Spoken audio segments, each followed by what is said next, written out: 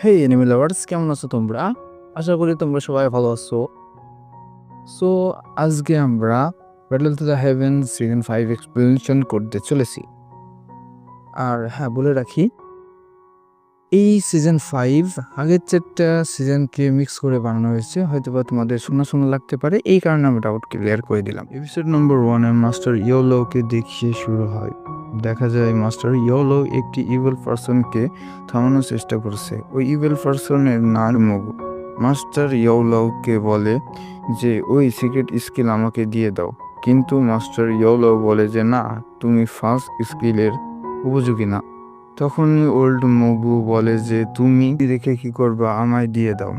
বলার সাথে সাথেই অ্যাটাক করে দেয় মাস্টার ইয়োলোকে। তারপরে আমরা দেখি একটি আইকনিক ফাইট শুরু হয়ে যায়।